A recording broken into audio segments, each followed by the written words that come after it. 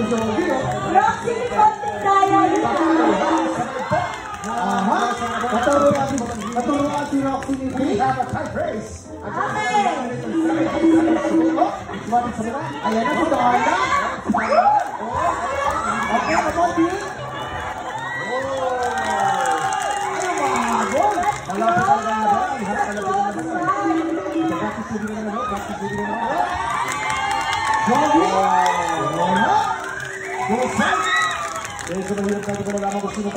Meron pa sila 50 seconds on board!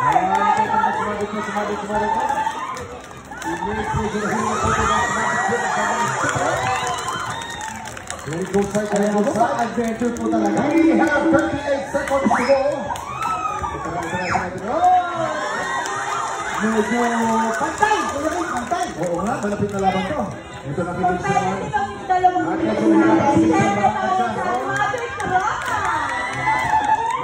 Nauna na siya. Now, 20 seconds. We are witnessing a tie fight.